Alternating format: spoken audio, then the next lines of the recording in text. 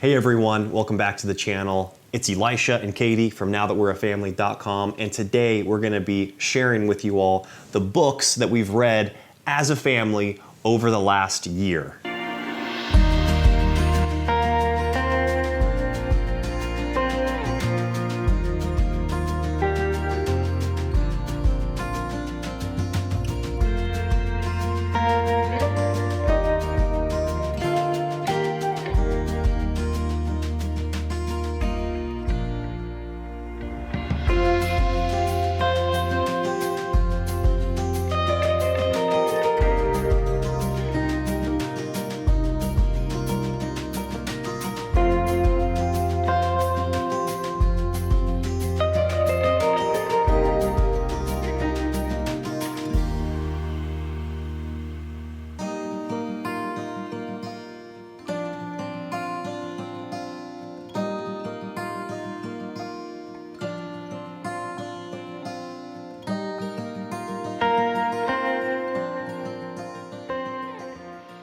So we started really getting serious about reading as a family in February of 2022.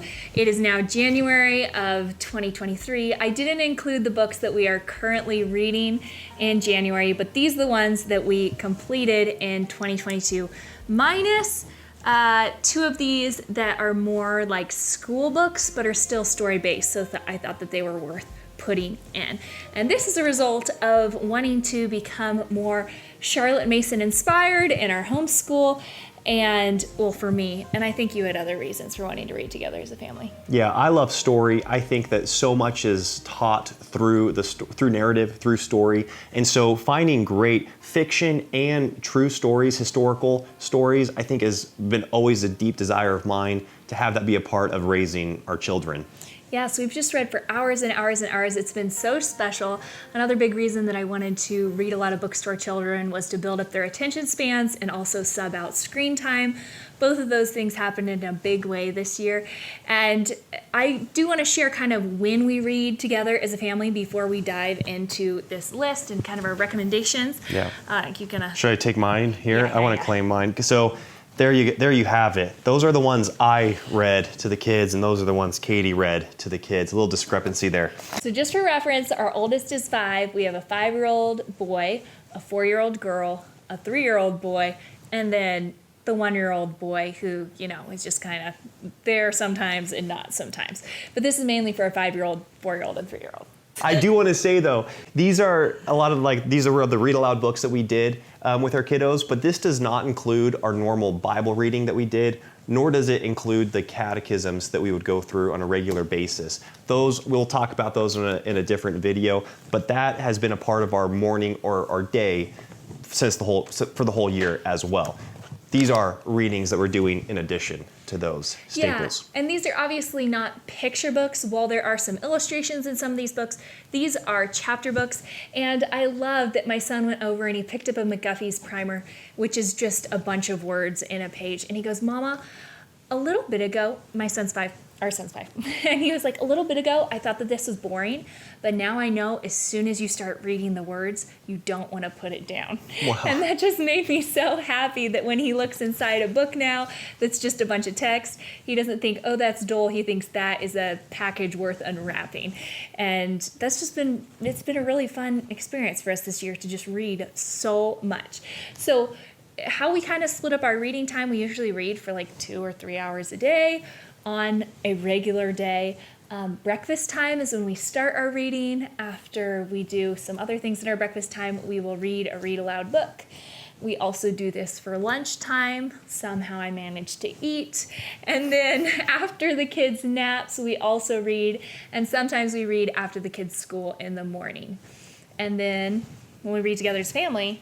Yeah, evening time. So we already did a video, we'll probably link that below, on how we have our evening routine scheduled out, and reading is a big part of that. And then Katie and I also read to our kiddos once they're in bed. So reading's really sprinkled throughout the whole day.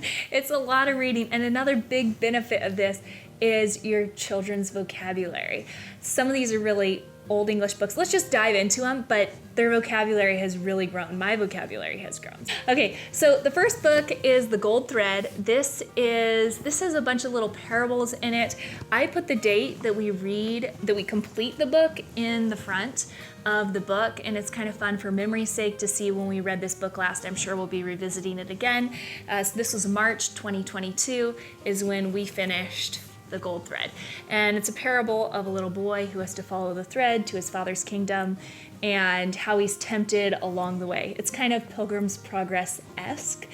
And this was the first one we started out with. So first read aloud of the year. My mom read this to me and my 11 or 10 siblings growing up, and so I had fond memories reading this, and it was special to reread it with my kids. So I'll choose Farmer Boy for my first book, and this one actually took us the better part of, we worked through this for like 6 months, because this was the evening read, and we actually started this one before we had gone screen-free, and so reading was a lot more sparse in those days, back in those days. So Laura Ingalls Wilder, most of you probably know, she's got great work, but Farmer Boy I think is just like the ideal place to start, because I think it's the best book she's ever written. Yeah, and there's, again, she's so descriptive. People talk about, her sister in real life was blind, and so she really had to become a descriptive person, and that comes out so clearly in her writing. And so being able to read this to our young children helps them visualize the life that they were living at that time, makes them grateful for our life, but also these books highlight great character traits. Almanzo is kind of like the main character in Farmer Boy, and he really grows up throughout this book, and you're able to see the different challenges that little boys and little girls have as they're growing in character and learning morals. So Farmer Boy was hands down probably our favorite family book of the year. Yes, definitely. And maybe favorite book of the year.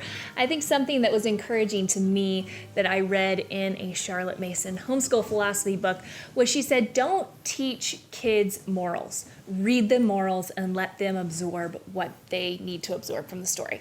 She goes, when you teach them morals and you're so on the nose, as far as like sitting down and having a little lesson about attentiveness or whatever, or honesty, then it can seem kind of dry to them, and it just seems kind of goody-goody and boring.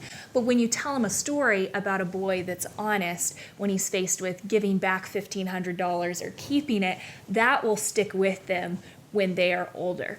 And so anyways, that's something that I just think, it's a side note, but I think is really cool. Not that we can't teach our kids morals, but it's more like they're gonna take it more to heart if we just let the stories teach them themselves. Okay, The Trumpet of the Swan, E.B. White. Anything by E.B. White is incredible and classic.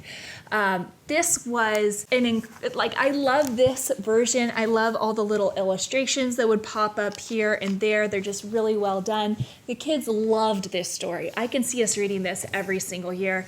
And just this is a 10 out of 10 book. So we finished this in June, and then I want to add on real quick, because this is also E.B. White. We read this one next. Stuart Little is a little funkier because it's kind of a funny story, because it's a human. He has human parents. They birth a mouse child, and then he falls in love with a bird. So it's a little confusing, but July 15th is when we finished Stuart Little. And these were both favorites, just children's classics. Something that we love doing, even while our children are young, is highlighting what is true and what is not true in, even if it's a fictional book, there can be true things about the book. Obviously, a mouse being born by human beings is not a true thing. And so we explain that to the kiddos, and then they're able to decipher what's this profound, inarguable, infallible truth of God's word, and then how do we see various attributes of God himself and various character qualities shown forth throughout history and through story. Because God does reveal himself through story and through narrative. Obviously, the Bible is the only perfect book, the only perfect word of God, but then we can also see different attributes of God and learn various character qualities through books and literature. One, I think I mentioned this earlier, we read a lot of the great illustrated classics to the kiddos. Actually, we're missing the other ones we've read as a family in here. Did you count those into the picture books? Oh, you're right, I didn't. We did like King Arthur, and we did, well, I'll just bring up this one.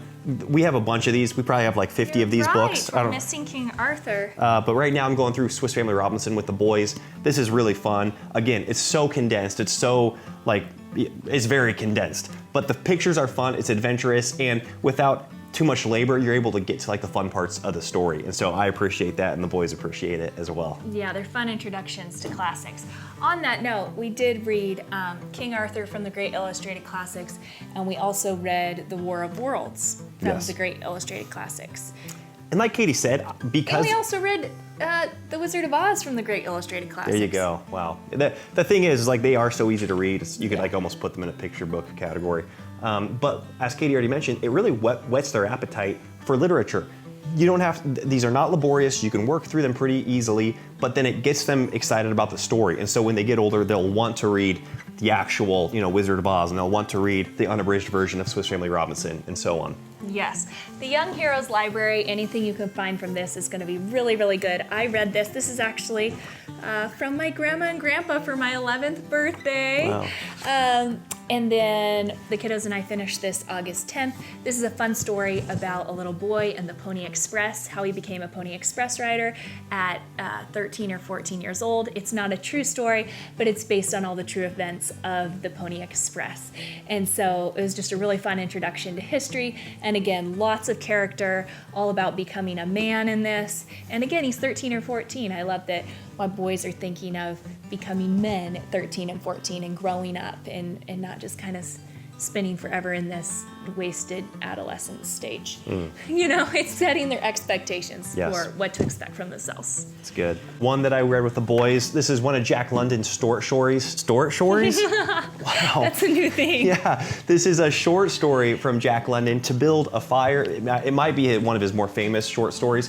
And I love this because it really, it emphasizes, it's poignant. You really feel the necessity to be prepared as a man to build a fire. It's a little bit morbid. The character does die in the end because he's not able to build a fire, but it really stuck with the boys, and we've been practicing building fires outside ever since. Wow, okay. I will say, as far as like, this might be one that my boys might have been a little too young to really appreciate this one. And the story was a little heavy for them.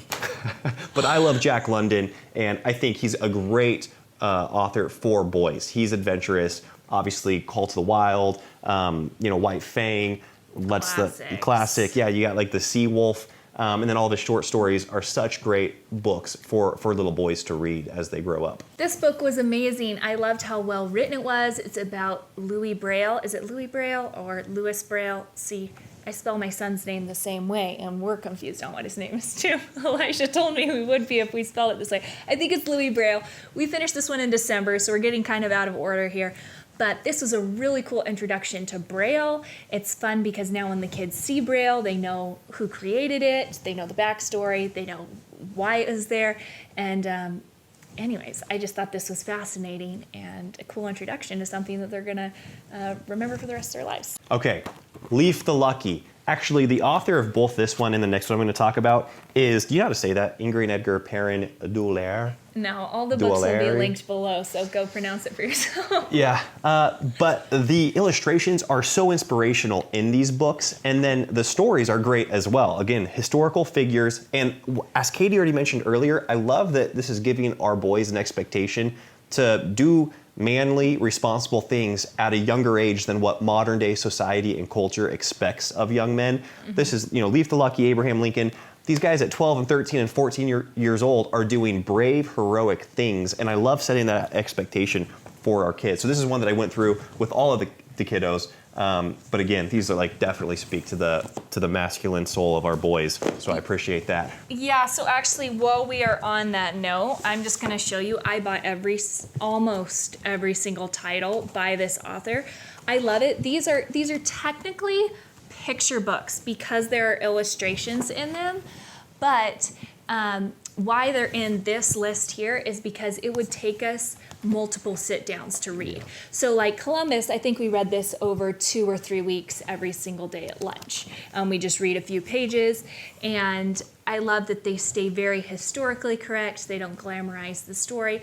I will say these are not necessarily politically correct in the way that they tell the stories, but it's a very like old school telling of what happened during these times, and the kids just really love these books. So Columbus was fantastic. Children of the North Lights, talking about kids that live up near the North Pole. Buffalo Bill was the shortest one. You could read this one in about 30 minutes, and this was the introductory book that I read. The kids all loved this one. And as you can see, there's a lot less text on these pages as some of the other ones. Pocahontas was fantastic, and George Washington. And again, these take us, 2 or 3 days to read, or sometimes multiple weeks. Benjamin Franklin. And what I love about all these is the kids, if I hold up this book, they will repeat back to me exactly what happened in this book, what happened with Benjamin Franklin. It sticks with them. It's not too short of a synopsis of their life. They mix in interesting facts, but it's not like a thick biography either, where they're going to kind of get lost in it or it's going to go over their heads. So I find that these are like perfect for like 10 and under. And then we are teaching our kids Greek mythology, just kind of along with the classical education that we're doing. And this was a great book that kind of helps sort it all out. The kids are just like, this is crazy. And again, I do think it's really important to catechize your kids, be reading them the scripture, all that stuff, and so that they get that all of this is clearly a myth.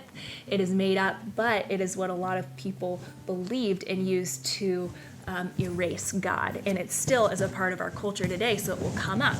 And so this is kind of fun to know these things because the kids will hear Greek mythology referenced on a consistent basis. This is a really thick book, but I have to tell you guys, don't do what I did and go buy these books individually on Amazon. Like maybe buy one if you just want to see if you like it. But if you love it, go to Beautiful Feet Books and you can purchase them all together and you get a discount. And I didn't do that. I just bought the first 6 and was like, man, I love these books. And then I couldn't go buy the package discount because I already had half the titles. So anyways. Nate Saint was one of our favorites this last year as well. By the end, the kids were crying, you were crying, I think, at the breakfast table. It is heavy because they allow themselves to get murdered for the sake of the gospel. Yeah, it's inspirational. Of course, a true story. And as Katie already mentioned, as I hope we keep mentioning, we love making it so clear between fiction and true stories, but then being able to draw truths from either one. We made it explicitly clear this is a real hero of the faith, Nate Saint, that believed the gospel and saw the need to spread the gospel to the entire world, to unreached people, and sacrificed his life to do so. And what's so cool is that we actually know people that were actually related to people that are still ministering to this very tribe that the gospel first went to by Nate Saint and Jim Elliot. Jim Elliot, yeah.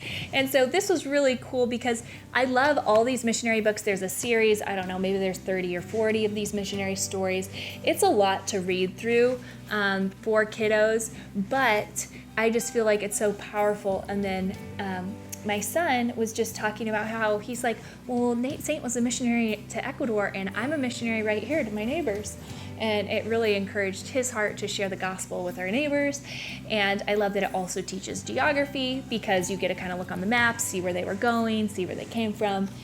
So teaches aviation. He goes into detail about how he was learning to be a pilot, and so yes. We started with this one again. Poor Lucy. I feel like we read more girl picture books to her, but sometimes when I go to picking the read alouds, we go more masculine because we do have our oldest is a boy. Our oldest 2 are boys, and she's just in the middle and is along for the ride. We are reading Amy Carmichael right now from this same series, though. The Princess and the Goblin. Okay, this was recommended on everyone's read aloud book list, so I got it. Why did I like it? Because it's very old English, and I love how old English it was because it increased our kiddos' vocabulary.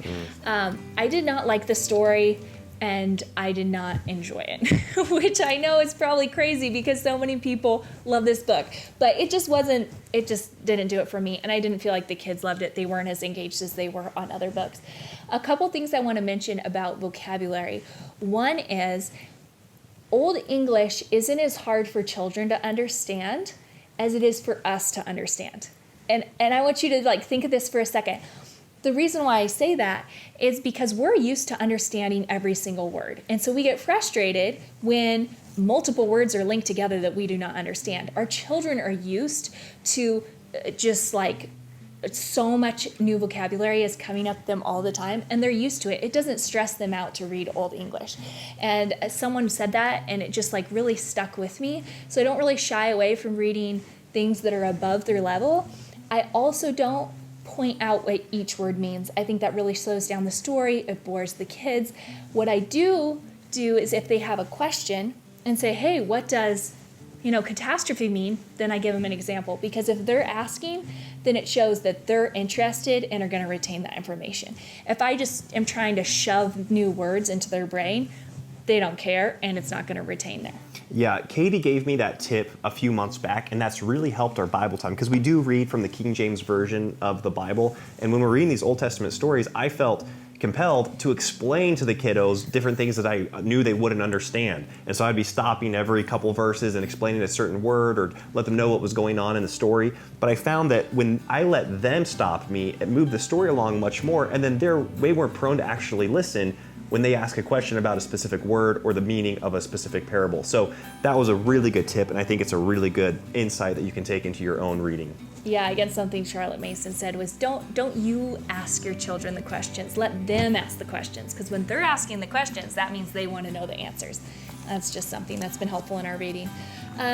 So this is another book that I read. It's old. I read it, my mom read it to me. I think I was like 14 or 15 with all my younger siblings. It's Hind's Feet on High Places. We're missing the cover here. It's a really pretty book, and it is a popular, what would you say, allegory of a girl that travels from the lower valley where she's, depressed and discouraged and her feet are crooked and she's all malformed, and she follows the shepherd up to the high places where she's given a new body, but she has to go through a lot of different trials along the way.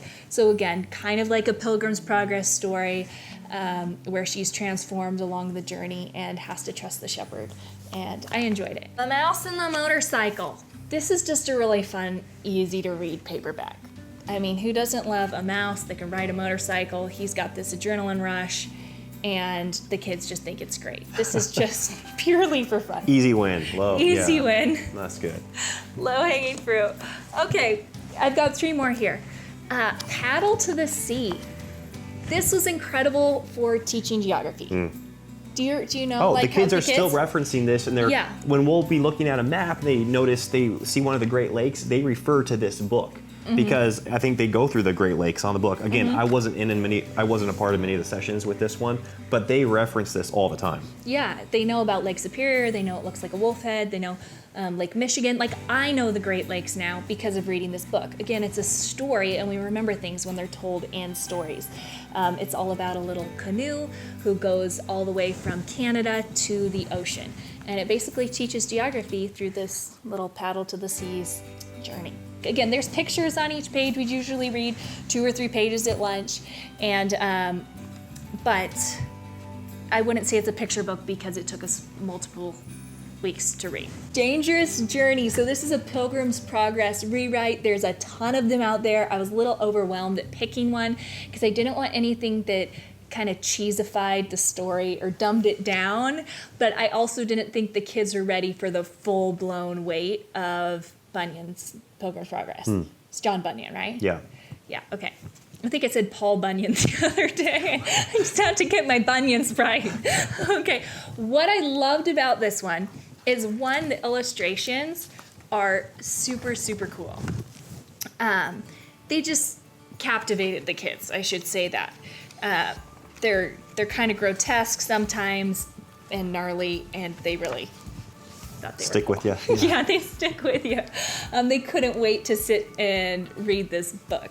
The other thing that I liked about it is they took the original language from John Bunyan and whittled it down to be a children's book. So instead of being a complete rewrite with cheap, like 4th grade language that everyone can get easily, it has big words in it. It has beautiful vocabulary. It ties it into scriptures, and I'm just a huge fan of this. So anyways, Dangerous Journey is my recommendation if you're looking for a good version of Pilgrim's Progress, or to add that one that you're already doing. And then 5 Little Peppers, How They Grew. We just finished this one. The kids loved this one. I think because they related to a bunch of siblings that hang out. Because I'll be honest, I didn't love sitting down and reading this book. To me, it was just kind of like vanilla. But the kids just thought it was the cutest thing. and they couldn't wait to read it. Let's read the Five Little Peps. That's what they call them. And yeah, I just love the sibling friendships that are represented in it. Something that we're always really careful to do is that any literature that we're bringing into our home is reinforcing an idea. And we want children that love each other, that help each other, that serve each other, not kids that complain or bum there's a new baby or worried that's going to take away from time from them, or all these little, kind of whiny 21st century messages we have about family. It's like, no, family is a beautiful gift. That's right. Your kids are going to hear stories. They're going to learn from stories. And so being proactive on the specific stories you're bringing into your home is incumbent upon us as parents. And I think that we should really take advantage of all the literature that's out there to reinforce biblical principles and ultimately point our children towards Jesus. We don't look at any of these books and say, hey, this is a template for being a Christian, but because we're in God's Word on a regular basis, we're able to highlight the things that are true and that are of the Lord and that are of being a Christian. Ultimately, we want to point our kids towards Jesus Christ so that they put their hope and their confidence solely in Christ and His righteousness, but all these stories can, over time, point them towards Jesus. Okay, you know what? We're going to, for the sake of time, save these for... The problem is that we're not done with these. We aren't 100% done with these. These are multi-year reads. They're actually part of the kids' school curriculum, but it's history told through story in a way that, again, they remember it. And so maybe we will touch on these a little bit later, but for the sake of today, go out and get yourself the Five Little Peps, okay? All right, thank you for watching, everyone. If you enjoyed this video, please hit the like button. And if you haven't subscribed, please do that because we come out with videos every Thursday and we don't want you to miss any of the videos that we come out with.